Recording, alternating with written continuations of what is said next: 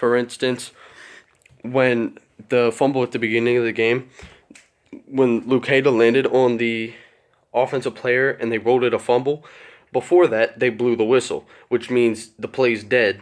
And so the receiver came over and picked the ball up, and they gave him the ball 5 yards from where the receiver picked the ball up. Where he picked it up, they gave it to him. If they blow the whistle, the play's dead. It gives the defenders no incentive to chase the football if the whistle's blown.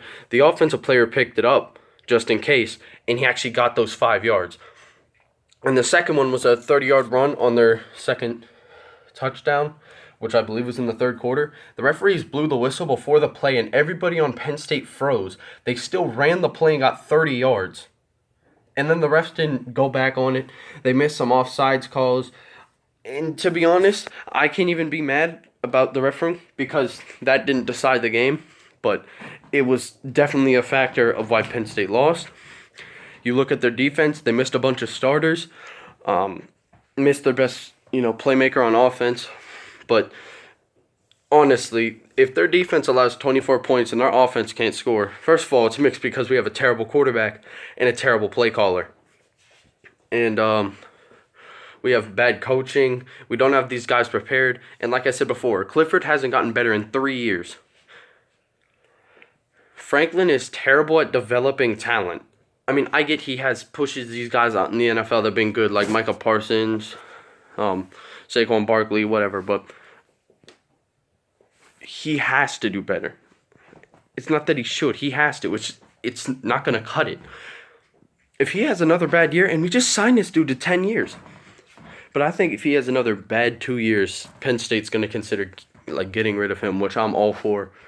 There's no excuse for the play that we've seen with the talent he gets. He had the 6th best recruiting class this year, but we won't even finish in the top 10 in the next 2-3 years. And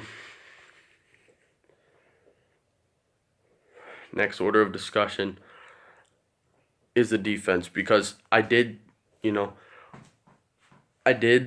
see some flashes from some of the, younger players, but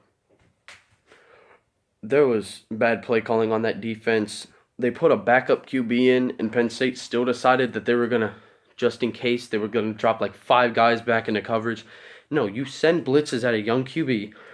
You attack them. You attack the run because they're less likely to throw the ball. But no. They live in this, magical world. Act like nothing's going to happen. I think James Franklin, quite frankly, he's a great recruiter. He can't coach. Just ask somebody else to call plays. Franklin has to be tougher on his players because he gives them the mentality of, if I mess up, I'm going to be forgiven. Not, if I mess up, I have to do better. Which is why I don't like teams with the coach-player relationship. I watched a video talking about how Franklin invites his players over to his house. Like a friend. They're your players, dude. So,